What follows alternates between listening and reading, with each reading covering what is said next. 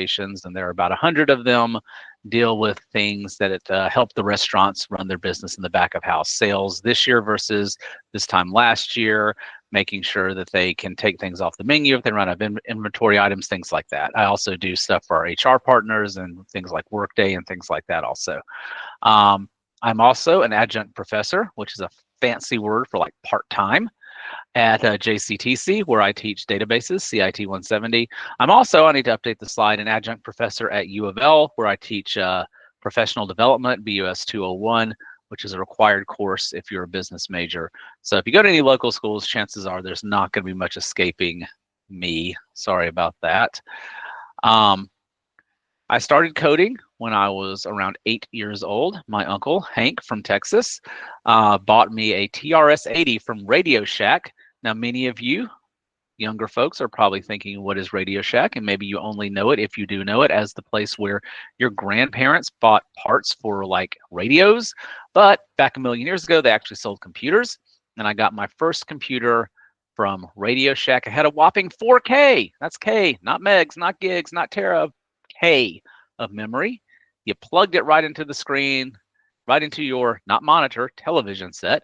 And this green screen came up and just said okay with the blinking cursor, and you began coding, saved your work on cassette tapes. It was a whole thing. Good times. I've been coding professionally since 1994, and you can do the math as to how old that makes me, although I wish you wouldn't. I've worked for a few different companies. TSYS Global Payments, they do credit card processing, restaurant supply chain solutions. They do supply chain stuff for Yum Brands. Waystar, who's a healthcare technology company, dealing with payments in the healthcare space. JCTC, of course, U of L, as I mentioned, and now Papa John's. I'm pretty good at a few technical stacks. By far, of all these, I'm best at C# and the .NET framework. So of course I work at a place where the primary tech stack is Java, because I make very little sense even to myself.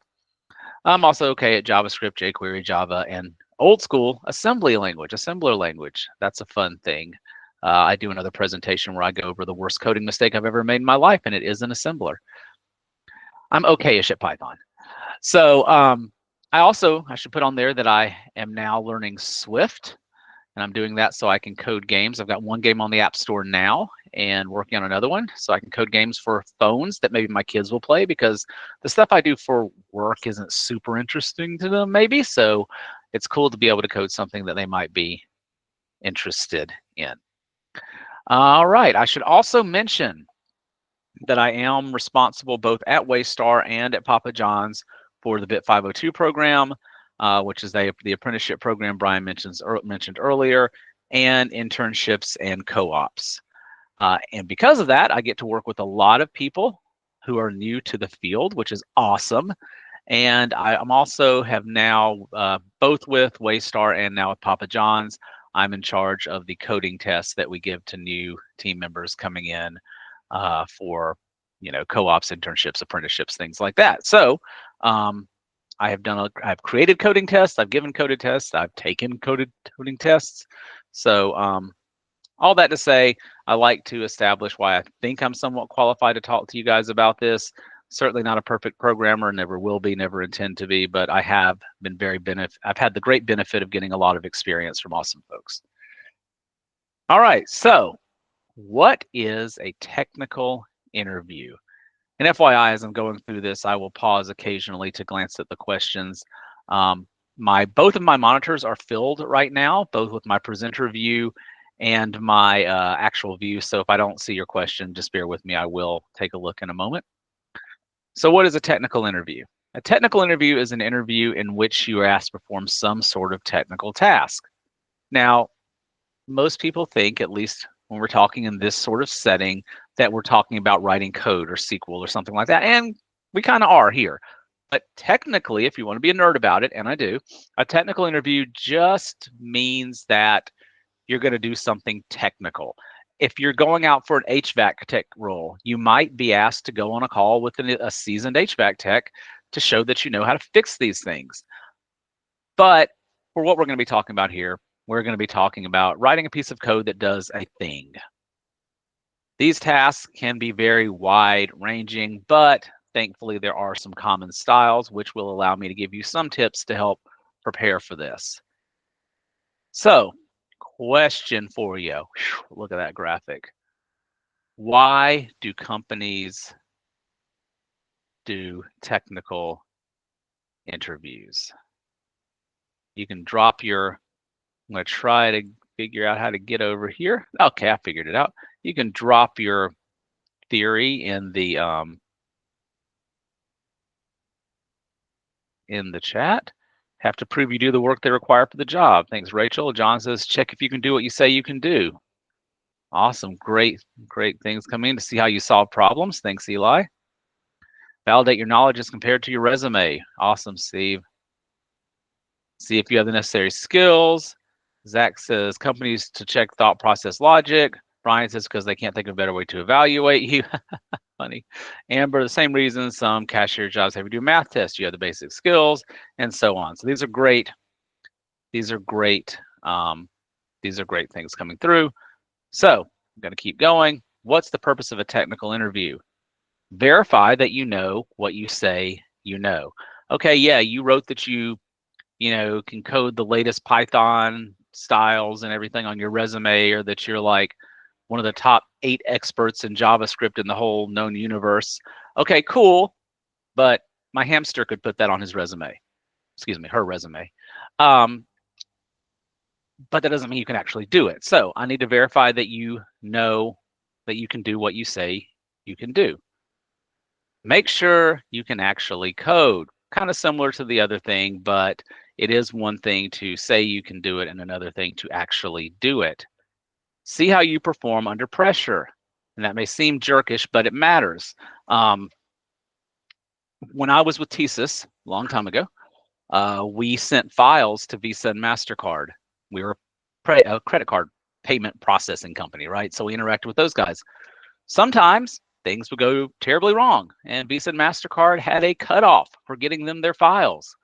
So we would often be trying to get these files out with like 30 minutes, and we'd be writing ad hoc assembler programs to fix some part of the file to get them out to the credit card processor, or we were going to pay a boatload of extra interchange fees that we would have to reimburse banks for. So I like working in tech, but it can be a high pressure job sometimes. So we want to make sure that if there is a little bit of pressure, and it really is just a little bit of pressure for these interviews, that you're not going to run screaming from the room or have to go hurl or anything like that. All right, and then finally, not finally, make sure you can talk intelligently about your code and coding concepts with other technical professionals. This is, in my opinion, one of the most important things I want to mention here. Those of you who already work in technology know this. I will tell you, I've worked across multiple companies. We do this a lot. Talking about coding concepts, figuring out the best way to do this, to do things. We talk a lot about code and coding. It's not like when I sit down and write my little Swift apps and it's just me and the keyboard. You're typically going to be part of a team, and you're typically going to be doing code reviews and peer reviews and things like that. And you're going to need to be able to talk intelligently about your code. So that is very important. See how you handle edge cases and on-the-fly scenarios, things like what ifs. Okay, cool. You're going to be getting a file from some vendor. What if the file's empty? What if the file wasn't delivered? Is your code going to crash and wake me up at 3 a.m.? Or is it going to handle it elegantly? Maybe log something and send an email to the vendor or something like that. And stress you out. No, I'm kidding. And then I'm joking, although it is true. So one of my favorite Despicable Me lines. All right. And then from Quora, which is a great site if you are not participating in it, or just to watch. I love this one. Does Google ever ask technical questions during interviews? And the answer, never. That would not be very googly. Let's say that you want to recruit an engineer that would be in charge of a product used every day by 3 billion people. And sure, we could talk shop all day. Would we really know the person? Instead, we make it more like a fun conversation. We ask them things like, what are their favorite color? What posters do they have on their walls? So yeah, that Google's going to ask you technical questions. So what companies use technical interview? We just talked about one. Google, Amazon, Apple, Netflix, Meta, Waystar, my previous company, and Papa John's was already on there. As you guys saw, I didn't have time to add the cool flyout animation for that one. Lots of different companies are going to use technical interviews.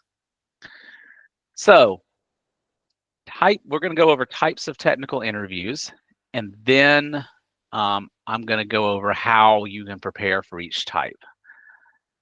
I had forgot to remove Waystar from down there, so pretend you don't see that. All right, types of technical interviews. There are a few different styles: take-home assignments, timed assignments, observed coding, and whiteboarding. I'll go over in detail what each of these are, and Q&A. And then content. Within the styles, you may have real-world adjacent challenges and algorithms / leet coding, and I'll explain what the heck that is as well. So let's dive in. Let's look at take-home assignments. This is by far the easiest of any of the coding interviews you may be given. In this style, they're going to give you an assignment to complete on your own over the course of a few days, typically. It's the easiest. You can do it on your own. You can be at home and wherever in a nice, relaxed environment. Nobody's watching you. Nobody's stressing you out. You don't have Mark going, now can you walk through the code with me? You can just do it on your own and you're good to go. Usually it's going to be real world or real world adjacent. Really, honestly, and we'll talk more about this in a few minutes, most companies are not going to give you real problems they're trying to solve. Can't say all because I don't know everything, right? Most companies are not going to actually ask you to solve their proprietary problems. But I know when I was at Waystar, we would try to get you adjacent, kind of close to what the sort of stuff you'd be working on. For coding, it likely requires you to use your own equipment, your own laptop, your own IDE, Visual Studio Code, whatever you prefer. In this one, you're likely going to have 2 meetings, one to present you with the assignment, I dropped my pen, and one to go over it with an engineer. And I'm going to send this over to Brian once I'm done, and he can hopefully distribute this to you because I have included some helpful links to some YouTube videos going over each of these different styles. Timed assignments. In this assignment, I really need to update these slides. You're given an assignment to complete within a set period of time. It's medium difficulty. You're not observed. They're not sitting there watching you do it, but you do have a set time limit, 2 hours to do X, Y, and Z. In this style, we, now sadly they, typically use at Waystar. Basically at Waystar, I would give people an assignment and I would say, hey, go code this app to rename all the files in this directory if they were created after a certain date, just as an example. And you have 2 hours to do it. Come back on this Zoom call in 2 hours and let's talk through it. 2 meetings again, 1 meeting to get the assignment, another meeting a few hours later to go over the assignment. I give some examples here. Write a C# console app that, given a directory containing a list of files and a user enters filter criteria, reads each file and copies the first line of each to a new file. The file should be read in the order of oldest to newest. By creation date, the new file should be a combination of the first line of each of the input files. That's just an example. I'm not going to give away Waystar's proprietary code interviews. I will say that is very close to one I actually gave at Waystar. Observed coding. In this style, you're going to be given an assignment and an engineer watches and discusses as you code it real time. Now, I do want to say, I used to be very out on this style of interview. However, even in my 40s, I am evolving and changing. I have since come around to the merits of this, and this is what we do for our internships, apprenticeship, well, not apprenticeships, but internships and co-ops now at Papa John's, and it's what we did for our internships and co-ops, but not apprenticeships at Waystar as well. So you have a set amount of time to complete the assignment, typically. So this isn't a big secret because you could apply and find out for yourself if you went out for one of our co-ops or internships. At Papa John's, we would schedule you for an hour interview. The first half of the interview would be the coding exercises. Typically, we would give 2 of them. We would ask you to use a tool called codeshare.io, which is a free coding editor, not an IDE, can't build or run anything, just a coding editor. And I ask people, if you're comfortable with it, walk me through your thought process as you do it. I tell them that you can use whatever coding language you want, C++, Java, JavaScript, Python, whatever you feel like, or even pseudocode. I'm not asking you to be able to write syntactically perfect code in a text editor in a 30-minute interview span. Now, that's me. That's not how it is everywhere. If you apply to some place like Google or Meta, just fair warning, they are going to expect you to be able to write syntactically perfect code in a text editor with people watching. So just be aware that not everyone's as amazingly cool as I am. So this is the second most challenging style because it combines a time limit with the pressure of being observed the entire time. Most of these are at least partially algorithm leet code focused, and I'll go over that in just a sec. If when you complete one assignment, the engineer will present you another. They will also typically raise or lower the difficulty level based on your performance on the current one. Most Silicon Valley companies use some version of this, and I've included some helpful videos here. Now, the videos I've included, I believe, are from Google engineers telling you how the interview works at Google. I'm going to go ahead and tell you, if you watch that, and I hope you will, it will probably scare you and stress you out. Know that not all companies interview like Google, though. But if you do want to work at Google, which I hear they're a great place to work, this is what you can kind of expect. So there's a reason that people are like, oh, well, at NASA, I was a senior rocket scientist. I'm a programmer 1 at Google. So yeah, so just be aware, check out the videos and have a look. So I want to tell you why my thinking has evolved on this. At first, I didn't really see the benefit in it, and I don't see the benefit in this for senior level hires, to be completely honest with you, unless you're someplace like Google, and I'll explain why I feel differently about places like that. But in general, for entry level hires, and this is not me asking, this is me not wanting you to be able to write perfectly, syntactically perfect code in an editor, right? I want to see how you think. My former boss, who I know Brian knows at Waystar, a guy named Larry Briggs, had a great quote that said, as a software engineer, as a programmer, your job isn't really coding. Your job is problem solving. Code is a great tool for solving problems, but it's not the only tool. So I like using this with entry-level hires, typically for internships and co-ops. These are typically folks who are at U of L or JCTC or somewhere. I've got one who we interviewed from Purdue. And I've done it for Georgia Tech, BYU. I want to make sure they can actually think logically. And the reason for that is companies are typically going to have a very limited number of slots for these internships and co-ops. And I want to make sure that whoever we hire into those roles is going to get something out of it, right? And if we have to spend the short time we have with them explaining how the logic of an if or a for loop works, it's just not going to be a good experience. So I want to make sure that anybody we bring on into those roles has a grasp of basic logic concepts and quote, thinks like a programmer. Again, I'm not asking you to write code that will build and run. I just want to make sure that you can think logically and talk through a problem, because that's kind of the job in the real world. Whiteboarding, the worst kind of interview style. This style is kind of like the one I just went over, except in person with a whiteboard. Typically, you're in a room with a whiteboard and an engineer. Other than that, it's just like observed coding. You're going to given a problem to solve, and you solve it on the whiteboard. You talk through it. You're like, all right, I think I'm going to need a variable to hold X, and then I'm going to move this.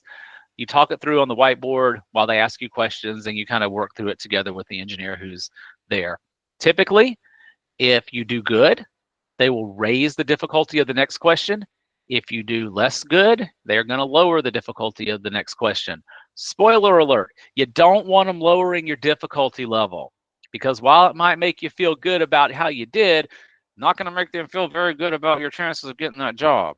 So you want to do good at your whiteboarding or your observed coding.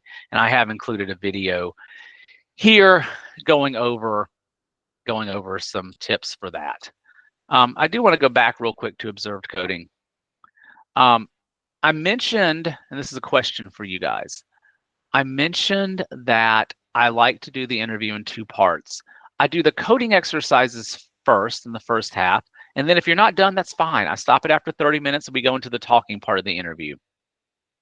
Can anyone take a random guess at why I do it in that order instead of the other way around? Why do I do the coding exercise first before the talking part?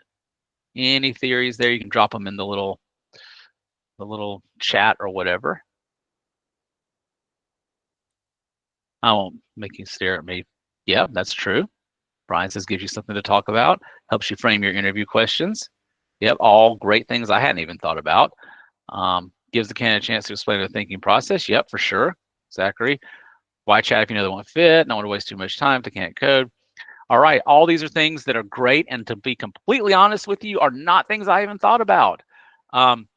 Yes, Rachel, that is from my standpoint. Because she says taking the pressure off the candidate, right? If I were to say, hey, Rachel, we're going to talk for 30 minutes, and then after 30 minutes, we're going to give you some coding exercises. While it may not rattle Rachel at all, chances are it would rattle me if I was a candidate, and I would spend the entire 30 minutes wanting to just get done talking to this joker so I can get to these coding exercises that I'm stressed out about. So I like to get that out of the way so we can have a nice conversation afterward. It's kind of like going to the doctor, get your shots first, and then tell them why your foot hurts. All right. So, but I loved all your reasons, things I hadn't even thought about. So, telling you, I love learning from everybody I meet. All right. Last style I'll mention, Q&A. This style is a bit different. Some companies, rather than having you code something, will have an engineer or a group of engineers just ask you technical questions. I've gone through an interview like this at Humana. I've gone through an interview like this at a company called QSR Automations years and years ago. And I'll talk about that one in a minute because I totally screwed it up. So it's hard to pin down the difficulty here, as it depends on the difficulty of the questions, and sometimes those questions' difficulty will depend on the role you're going for. If you're going for an entry-level programmer, questions are probably going to be easier than if you're going for a system architecture role. I know when I interviewed for a solutions architect at Humana, they were having me whiteboard out entire systems, including databases, messaging components, and everything, which is appropriate for that role. If you're going to be an entry-level programmer, it might be more of a typical, hey, what's a string kind of thing. So I did list some examples here. In C#, what's the difference between concatenating a string with plus versus concatenating a string with string builder? What are the advantages of the model view controller design pattern in JavaScript? What is minification and what are the advantages of it? That first one, I think it's fine because this has been almost 15 years now. But that first one was the one I really messed up at QSR Automations. So QSR Automations does software that runs in a lot of those little kiosks you see at restaurants. So they care very much about, guess what? Memory usage, because you don't have a ton of memory on those little things, right? I mean, these days maybe you do. This is 15 years ago. So knowing that if you just do plus on a bunch of strings, you're creating a bunch of copies behind the scenes and filling up your heap memory is pretty important to know. That you should really be using string builder. But guess who didn't know that 15 years ago? This dude. Super embarrassing. So anyway, spoiler alert, I didn't get that job. All right, because they're like, no, we don't need this guy crashing our kiosks. All right, so that's Q&A. Talk about Big O. Not that one. All right, throw a little humor in there. All right, so Big O notation in computer science. Now, I'm going to go ahead and tell you guys, you could take entire college courses on this. So I'm going to go over this at a remarkably high level. And some of you are going to be thinking, wow, Mark really didn't go very much into that. There's a whole bunch of other nuance. And I'm going to say to you, that's right. That's 100% right. I'm going to give you some links to read if you really want to learn more about it. And if you're going to be ever interviewing for a company like Google, you absolutely need to know this. So in several interview situations, especially in the observed and whiteboarding styles, and especially if you're interviewing for a Silicon Valley company, you may be asked to calculate the Big O. Big O notation in computer science describes the complexity or performance of an algorithm. Big O could either describe the execution time or the memory used. And it always describes the worst case scenario for an algorithm. Don't go in there and say you've got a great Big O and then say, well, if it runs with the best data, because that's going to just annoy the interviewer. Okay, so this is asked in technical interviews because coding efficiently is important. Now, I want to say especially if you're going to be working for a Google, an Amazon, a SpaceX, any of these companies, that how quickly you write algorithms or how quickly your algorithms perform is going to be like directly impactful to the user experience. If I type, Papa John's near me in my Google search bar, I don't want it to be like 1997 and sit there and watch it clock while it runs through the terrible algorithm behind the scenes. I want it to immediately come back, right? And so it's important to be able to know if you're coding efficient algorithms. Now, if you're going to go work and this is not to minimize the importance of this, but frankly, if you're going to come to work for me at Papa John's, or you're going to go work at Humana or Waystar, unless you're going to be in one of the machine learning AI groups where this sort of algorithm stuff comes in, Big O's less important there. But if you're going to go be in an AI, machine learning, Google, Meta, Amazon, you probably need to know this stuff. Here are some common Big O's, and again, this is a dramatically oversimplification. O to the 1 or O to the C, this algorithm always executes the same time, always take the same amount of memory regardless of the input data. The C stands for constant. And I'll go over some examples, some very simple examples of this. ON, the algorithm's performance will grow linearly in a direct proportion to the size of the input data. 2 things, 3 things, 4 things, 5 things, and so on and so forth. ON squared, the algorithm's performance is directly proportional to the square of the size of the input data. 2, 4, 16, and so on, right? This is often used to describe algorithms with nested loops. You got loops within loops, that sort of thing. O n squared would often describe the algorithm with 2 nested iterations. O n cubed, O n to the 4th, and so on. This is like O n squared, but just with more nested loops. And this is the part where those of you who are really good at math, are really detailed into computer science, are all going, yeah, but. And I'm going to say, you're right, 100%. But I'm just trying to do this quickly. That's not going to be an entire college level dissertation. So I put, this is not a perfect or exact rule, but for general things, you don't want to have a bunch of nested loops in your algorithm. I give some very simple examples here. O1 OC, this is some very simple Python code. This is going to execute the same steps regardless of how many items you pass in. Multiply the index at the item at index 0 times 10, print R. This is the best case of Big O, constant. It's also not a particularly useful function that's going to do anything. You're passing it this whole times 10 thing, and you're only operating on the first one. But hey, I needed an easy example to show you guys. This is a completely useless function, but hey, the Big O is great. ON example. Now you've got some actual stuff. This is something called a function called print it. You pass in items, and you're just saying for item and items, print item.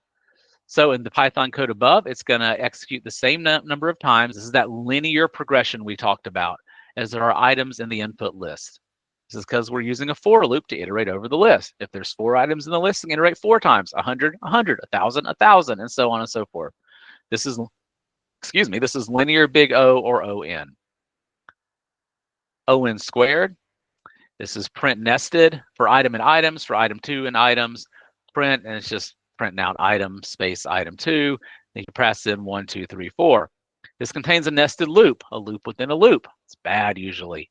It's going to execute n times n time, or n squared times, because it's going to go through the input. Then each input, it's going to go through all the input. You might look at that, not you guys because you're all super smart.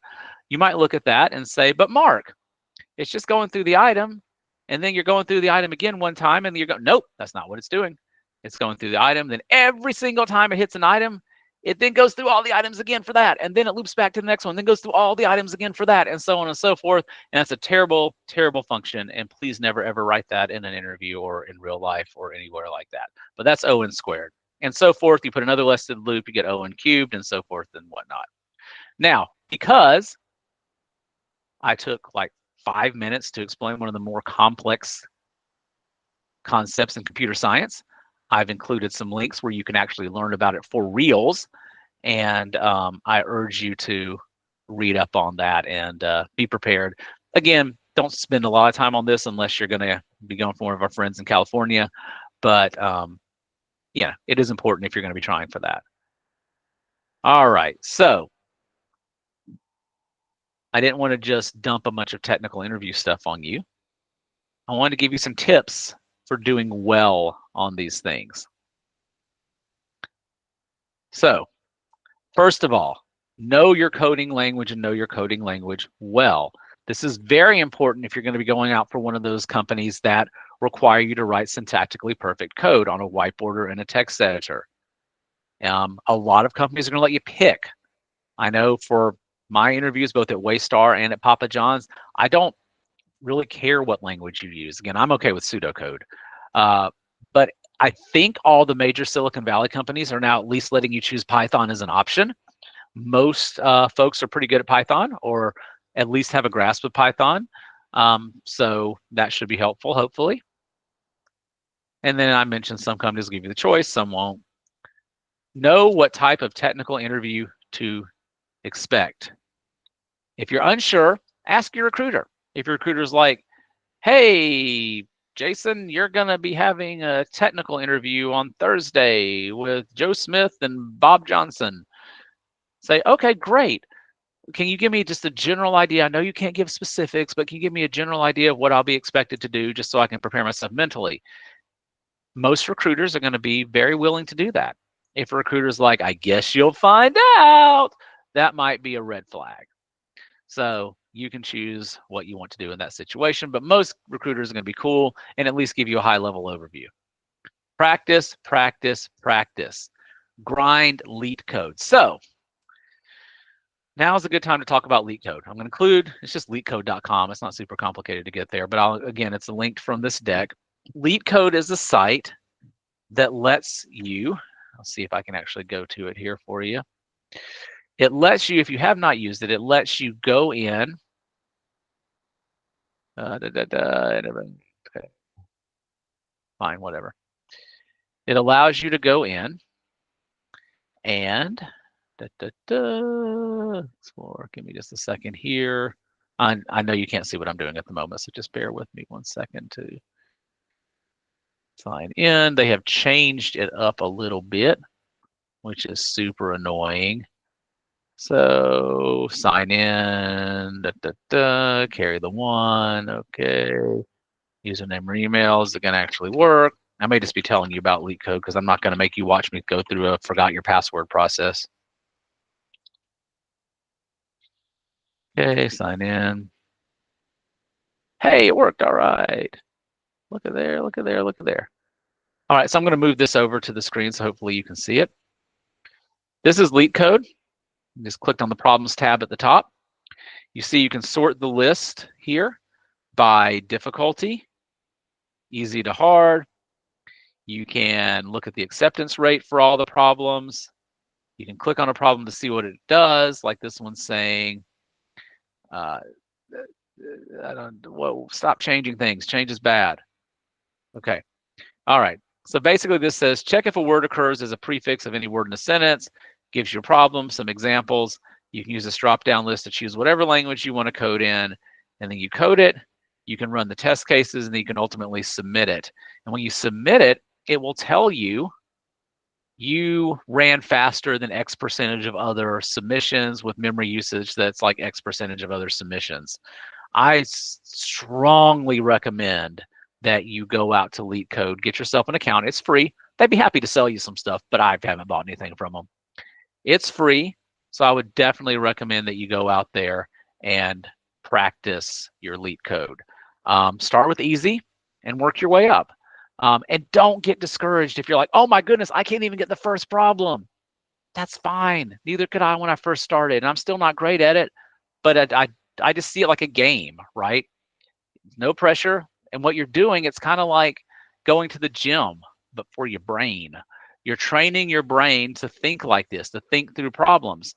And I'll tell you guys a real world story about this. I am currently interviewing for our next crop of Papa John's co-ops from U of L, Purdue, places like that.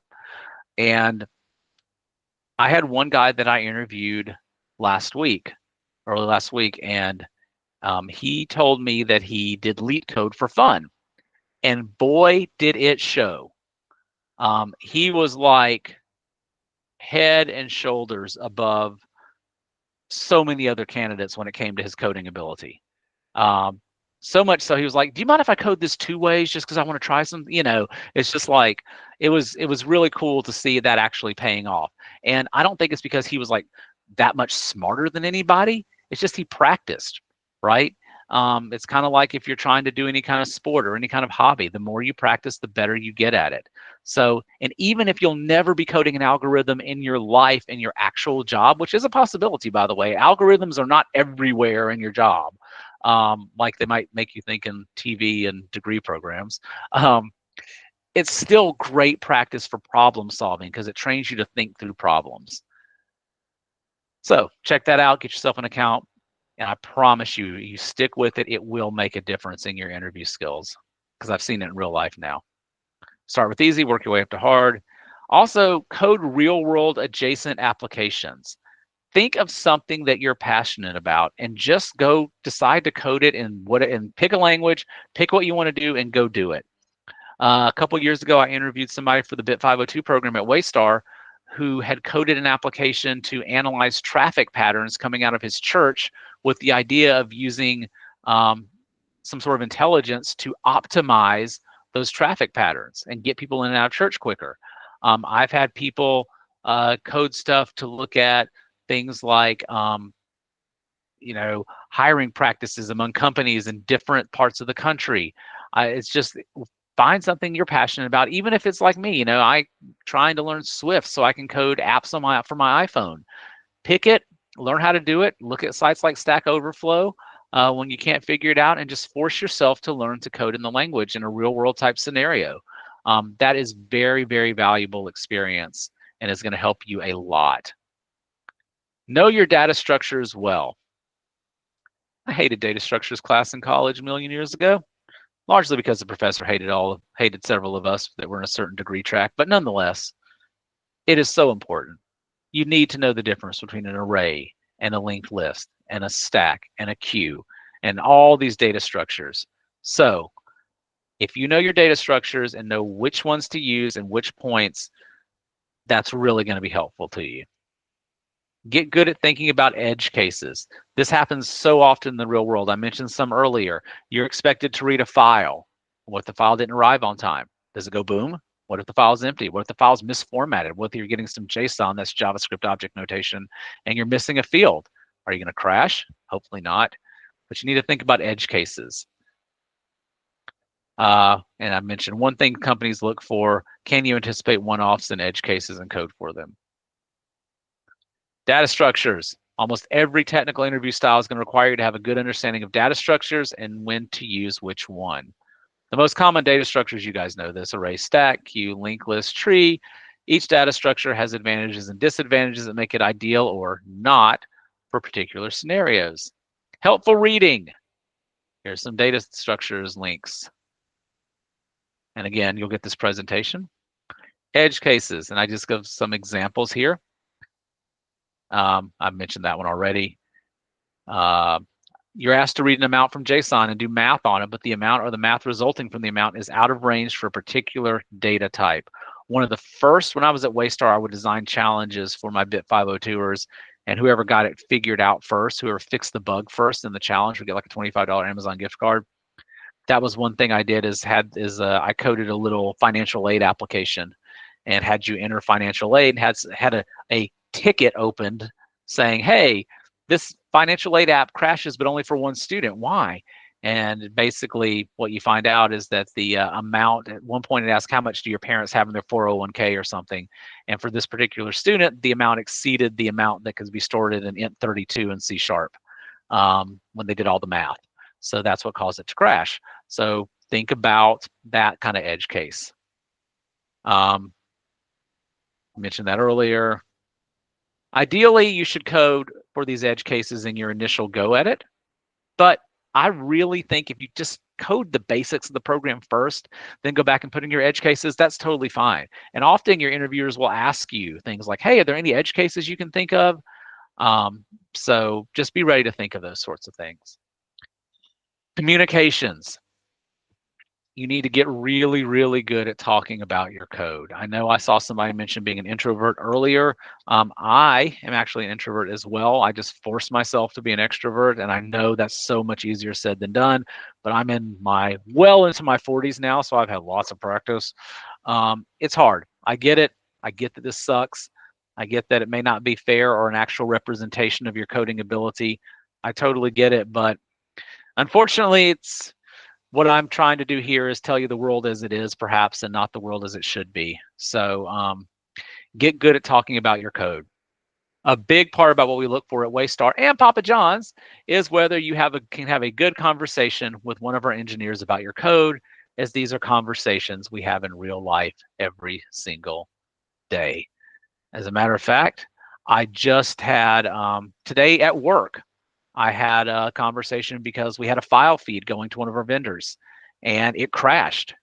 And I got on the phone with some of my technical team and we were looking into why it crashed. It ended up being an out of memory exception. So we talk about code a lot. And I know it's very different. It really is. I know you get to do some like group projects as part of what you do at Code Louisville and some other things that you guys are part of. And I think that's awesome. But so often I feel like we come up as solo coders, right?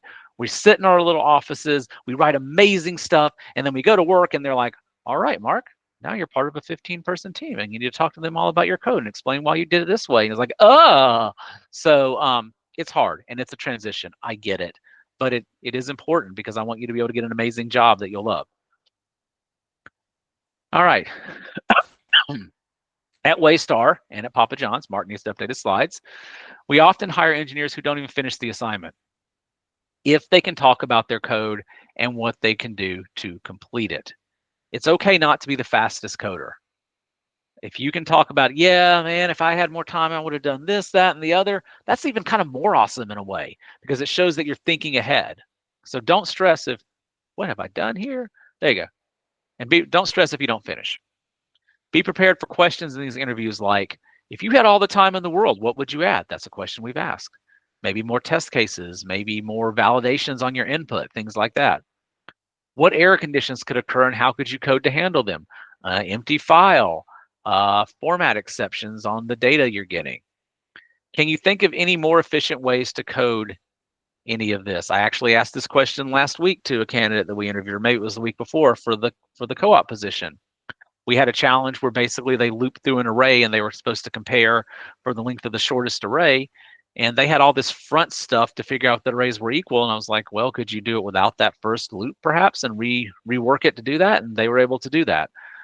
So we really want to make sure code is efficient because that matters in the real world, right? I don't want people clicking on the order a pizza button and it's spinning forever, right?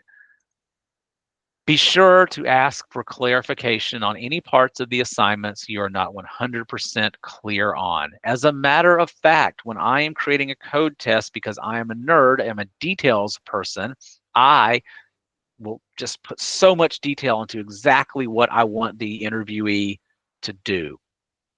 And then I go back and I remove stuff. And I say, nope, delete, delete, delete, delete, because what do I want to happen? I want the person I'm interviewing to ask clarifying questions because I've got some news for y'all. As much as we may not like it, and as I have been on the product side, so I can say this, and they're doing the best they can, but often your business partners, your product partners are not going to give you complete requirements in the real world. They're going to give you something vague, or they might not even understand what they want really. And so part of our job as programmers becomes asking them clarifying questions. So I want to see that you can ask clarifying questions as part of the interview process. And I've mentioned that there. I typically leave some parts, purposely remove some details to help with that. Recommended reading. This is such an important book if you are into this stuff. Cracking the Coding Interview by Gail McDowell. I include a link there. It is a book that talks heavily about data structures, examples, all sorts of stuff. I strongly urge you to get that and take a look at it. It is so incredibly important. Closing thoughts and tips, and then we'll have some Q&A for anybody who can stick around and do it. All right. Avoid succumbing to nerves and analysis paralysis. Code something. We have interviewed people who got so freaked out about what the perfect solution is, and I get it. I've been this person, right? That they have not written a line of code. If we ask you in a C# console application to ask the user for their name and then do some fancy array stuff with the pieces of their name or whatever, at least code the console write lines and the console read lines to get the name, right? Code something, and then it might just start to flow. So I know it's hard, but force yourself to code something. Keep your composure, regardless of how nervous you actually are. And as someone who also gets anxious about stuff like this, I know that is incredibly hard to do. But I believe in you. You can do this. And practicing is something that really, really is going to help with that. And look, do practice technical interviews with your friends, classmates, etc.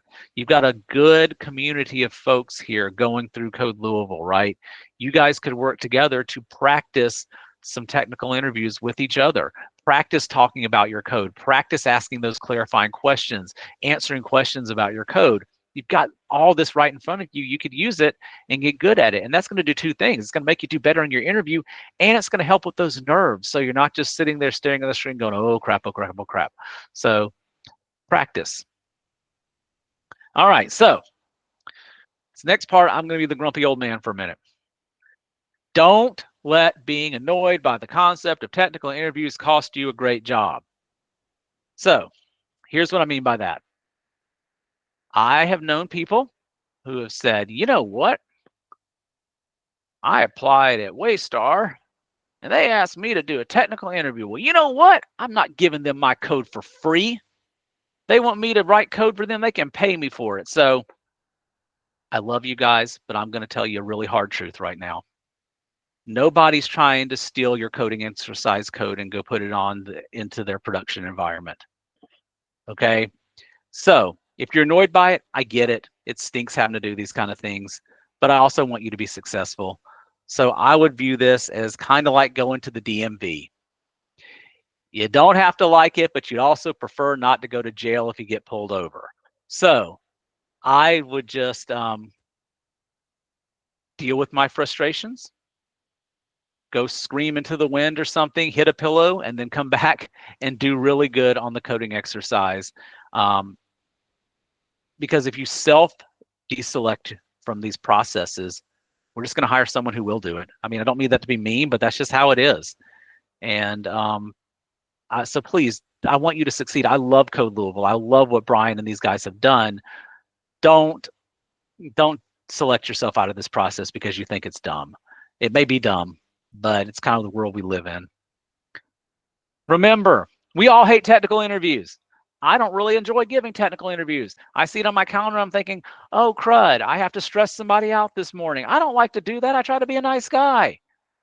But we do them anyway because the goal is worth it. I'm not going to go too much into this with y'all, but love my parents, but I grew up very, very poor in housing project in Georgia, and very thankful that because of my career in IT, I'm certainly not like Elon Musk rich, but I can afford to take my family on vacations, and I don't have to sit there and get calls from collectors like my parents used to always have to do all the time. So I would argue that, yes, technical interviews are terrible, but if you get an amazing job in tech where you can make well into the six figures and beyond, it's probably going to be worth it in the end, just to sort of bear through it, get her done, and then you're good to go. All right. Thank you. And a smiley face. All right. So that, my friends, and I will send this out to you guys, concludes my technical interview presentation. I very much appreciate y'all's patience and going through that with me. And thank you for all the fun applause and celebrations and thumbs up. Now I'm going to try to find the question queue if I can. Well, at the moment, it's empty. So okay, we'll give people a moment to ask some questions or come up with them. Okay. But so yeah, feel free to use the Q&A thing, or now that we're at the end of the presentation, we can just come off mic and ask verbally if that's easier. But real quick, I'll just say Thank you very much, Mark. I think this is all fantastic information, and definitely some of it we cover in the program and some of it we don't. And we'll be putting this recording up so others can review if they missed it tonight or in the future or whatever. I will just emphasize that I certainly don't have as much experience as Mark in this field, but everything he said is true. You know, like I've encountered big O notation in my career. I absolutely hate it too. It absolutely blew my mind when I first encountered it. I never encountered a interview that asked me that, but like you said, you know, if you're aiming for the big firms and whatnot, or the really technical algorithm stuff, maybe that's not your first job.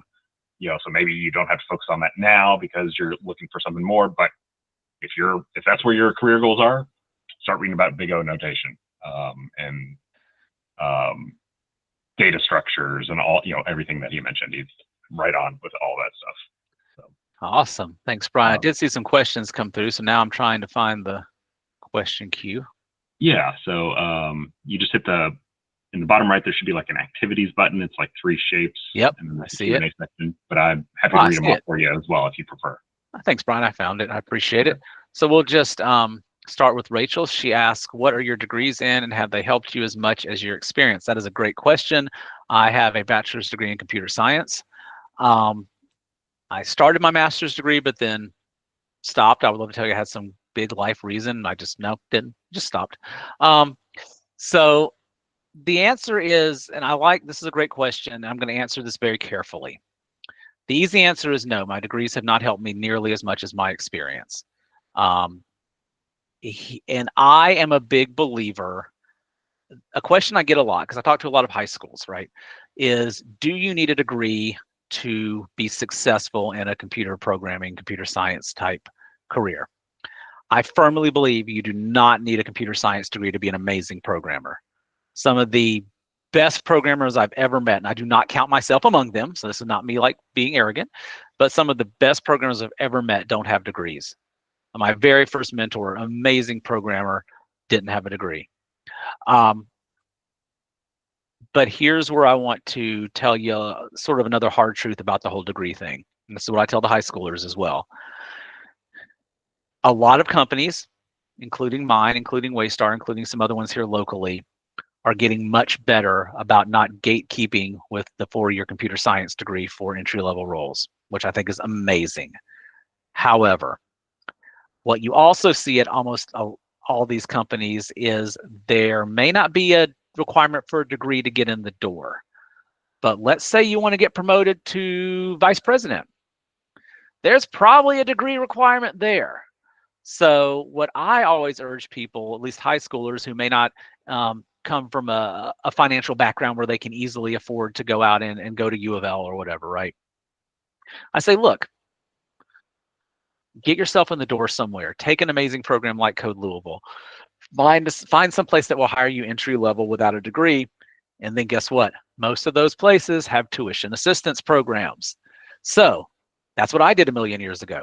I went through a program, an accelerated program, got an associate's degree from a local college, went to work for TSIS, and then used their tuition assistance program to pay for me to complete my bachelor's degree at night. Now, it had to be at night because back in the olden times, you had to actually drive to the campus. This was like crazy times. So that's what I tell people is get your foot in the door, get some great experience, and then leverage your company's tuition and assistance, tuition reimbursement program to get that bachelor's degree. I think that's the formula for success. And here's the cool thing about that. Chances are, because this field is evolving so much, and I can say this as someone who teaches at colleges as well, we don't always do the best job of keeping up with the field as it evolves as far as our courses go, but we do a okay job sometimes. So when I went back to school, it was like 5 years later, and they were teaching all new stuff. So I became like the new tech guy in my team, which was crazy because it was like, oh, he knows .NET. This was not new tech. So it was like, but you learn stuff that they might not have been teaching the first go around. So there's a lot of benefits for doing it that way. But yeah, don't need it to get in, but may need it to advance past a certain point. All right, thank you, Rachel. I'm gonna thumbs up that. Jason asked, what languages would you say have the most market value? That is a great question. Clearly Python. I believe is still the most popular language in the world right now. So that's definitely one I would recommend knowing. In as far as value, I'm going to be honest with you, I don't know. I will tell you popularity. Python's most popular, I believe. Within the Louisville market, Louisville is very much still a Microsoft town. So you're probably going to find a .NET presence at almost any big company, strangely except mine, that you go to. So definitely, if you want to stick around Louisville, learn that sort of thing, learn the Microsoft stuff. Java's big, even though it's been around a long time. It's big everywhere. JavaScript is never hurts to know front end stuff, even though there's so many frameworks out there. It's always good to know what lies underneath them. But yeah, I would say learn Python, Java, C Sharp. I'm really not versed on the AI languages or what you interact with them in, but certainly I think that's going to be the next big thing. What would you wear to an IT interview? Great question. Excuse me, Priscilla. I would wear, you can ask first of all, I would say ask your recruiter. You want to dress nicer than you would at the job, but not so nice that you freak everybody out, which is a weird way of saying don't wear a three-piece suit if everyone else is going to be wearing cargo shorts, and Megadeth t-shirts, right? So at one of my interviews years ago, I interviewed for a place called Captive Indoor Media / Codago over in Butchertown.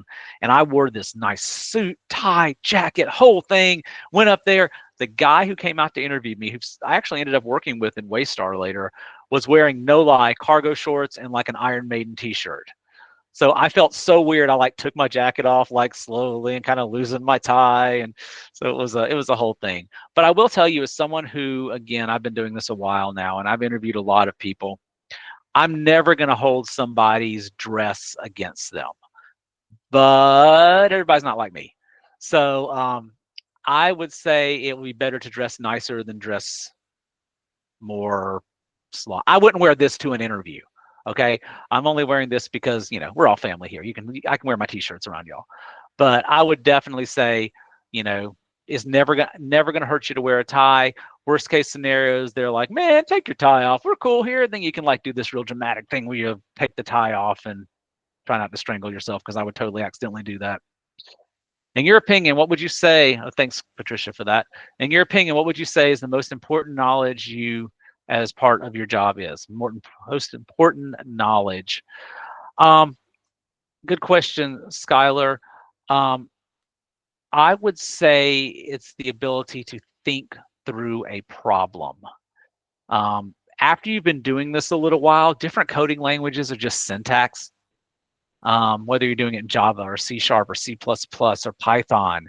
Yeah, you code a loop differently in all those languages, but it's still a loop. And yeah, there's differences you could talk about between object-oriented and functional programming and things like that, and that's definitely a thing. But I have been, one of the reasons I'm very thankful that I have been successful is because I am very detailed about mapping out problems and how I'm going to do stuff. I like to write down on a piece of old school paper often exactly how I want the logic of a solution to work. And then I will go through it, like literally talking to myself, walking through it going, all right, so I come in, X is equal to 5, it's going to move this in, it's going to move this, I'm going to move this to the field. And that really helps. And that's what we ask people to do in our observed coding exercises, is walk me through an actual example with your brain, act like you are the computer running the program with these values, and see what happens. So I would say the ability to break down a problem and think about it from components, because so often in the real world, you're going to get this huge problem statement. We need to revamp the way we do X, Y, and Z. Awesome. That's a big pie to eat. But if you can cut that pie into pieces and figure out how to componentize it, if that's a word, it can really help you with that. So great question, Skylar. Anonymous, hopefully not the scary hacker group, ask, what advice do you give for people who come from a totally different career into tech? Sounds like it's impossible to get in from the outside. It's a good question.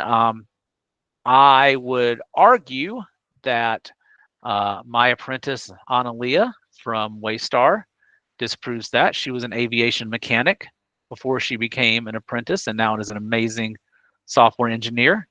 I would point to Jess Eversole and Daniel Camacho, also at Waystar, who are both working as call center reps for Chewy Pharmacy, helping people get like stuff for their pets, and now are amazing engineers. So it is possible to get in from the outside.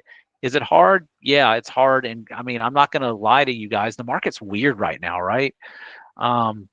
There's so many companies. I mean, you saw companies like Meta like really go nuts with hiring during the pandemic, and then they laid off like 30,000 people. So it absolutely flooded the market.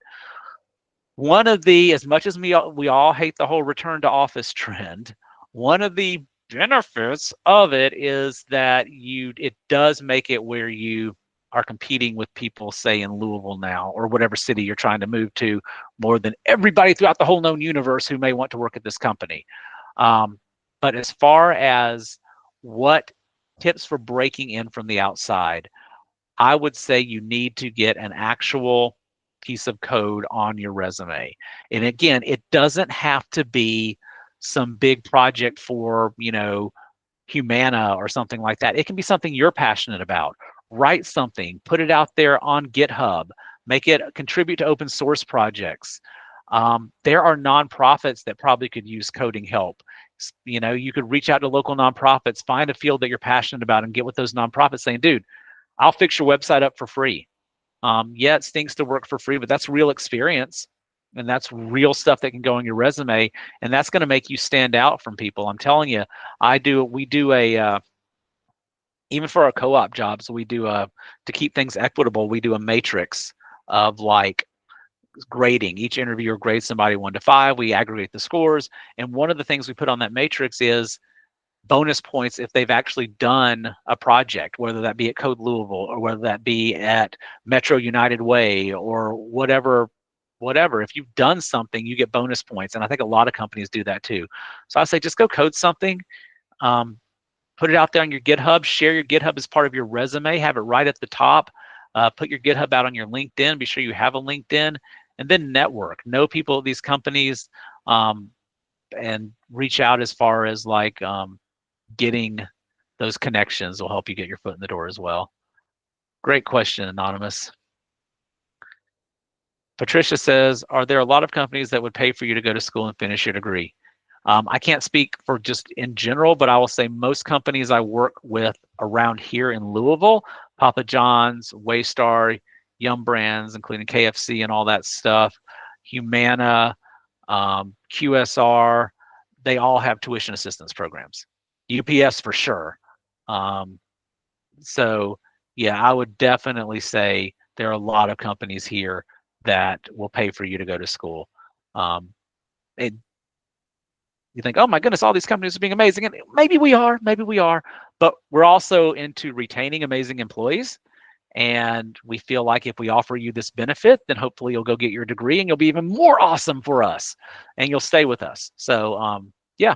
And to be fair, just so you're aware, most companies pay for the A, so to speak. And I just made that up, I think.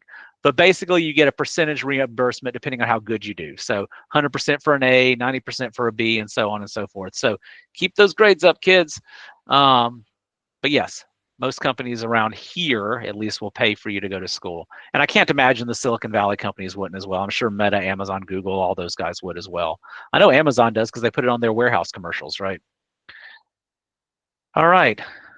Anonymous asks, how has AI impacted your work? Does it allow you to hire a smaller number of coders to complete tasks? Yeah, I'm the only programmer at Papa John's. No, I'm kidding. No, that's a great question. And at this point, it has not impacted that part of my work at all, just to be completely honest with you. I'm not saying it's not going to, Anonymous, but we just haven't seen it get there yet. There's so many, and I'm sure this will be overcome, but I know at previous companies I've been with, there's just so much concern about ownership of AI generated code that a lot of legal departments are still a little freaked out, to be honest with you. There's some court cases currently out there about who owns code generated through AI. The options seem to be that either it's going to be your company, yay, that's the right answer, Or it may be by default open source, which is not the right answer, or it may by default be the creator of the AI that generated the code, which most definitely freaking is not the right answer.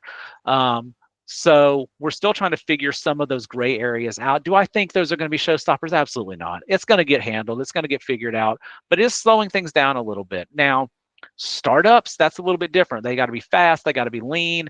If they can use AI to write a quick little part of their app, I'm sure they're going to do it. But for larger companies, I think you're going to see a little bit more caution.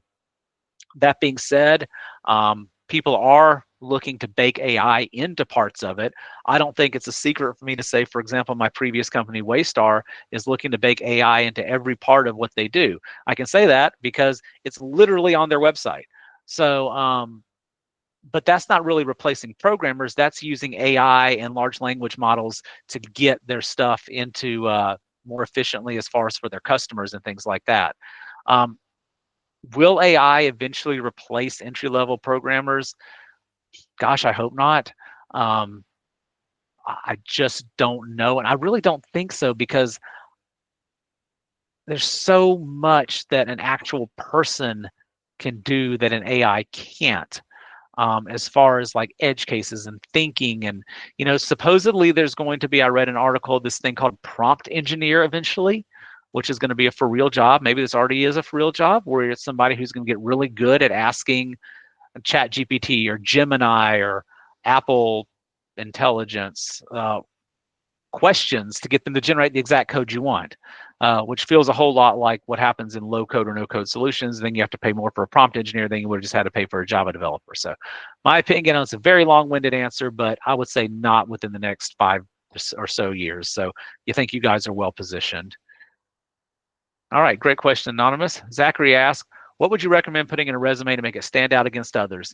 I feel like I'm selling something, but somehow I managed to do all this for free. I do have a separate talk on resumes, and I teach a whole course on resumes at U of L, but I will tell you the one thing I think you should all do with your resumes.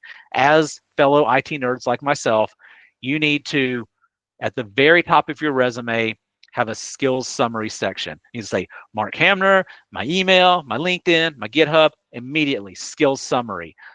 C#, I have coded in C#, blah, blah, blah, blah. Swift, I've coded this many apps on the App Store. Here's the links, kind of thing, right at the top of your resume before you hit your education, before you hit your experience, before you do any of that.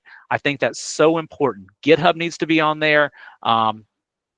Any open source project contributions you've made, and right at the top, that bulleted skills summary. Because when you have people like me, for example, who are looking to hire an engineer, there's just so many resumes. And if you can grab my attention by just, okay, get right to the meat of it. Boom, this guy can code in Java. He's coded for this many years in Java. Here's his projects he's done, whatever. That's going to be really helpful to me. So I definitely recommend putting that skills summary at the top of your resume. Great question, Zachary. Eli asked, do you know any resources on the subject of problem solving when it comes to not just syntax of languages, if that makes sense? It does make sense, and let me think about it, Eli. So often when I see things like cracking the coding interview, it's problem solving in the context of code. But I do feel like there'd be benefit in finding some resources in problem solving in general, especially since that's something that I'm trying to find a way to make sure that people can do. Let me think about that, Eli, and if I come up with any, I'll send those to Brian, and he can disseminate that out to you awesome folks. All right. Got time for a few more questions if anybody wants to drop them in there. Otherwise, I'm happy to let you guys get back to your evenings. Yeah. All right. Last questions, go ahead and get them out now. But otherwise, Mark, again, thank you so much. Yeah, send me whatever resources you got, and I will get them shared out over Slack tomorrow, or whenever I get them from you. And yeah, as always, Mark, thank you so much for everything you've done for the program. And maybe we'll get you back for another one of these, or a resume one sometime next year. So, all right. You have a lot of good advice. And thank you all. Yeah. Yeah. Thanks everyone for joining us tonight. Keep an eye out for the recording. And thank you again, Mark. Have a good night, and have a good rest of December. All right. Thanks, guys. Thanks, everyone. Bye.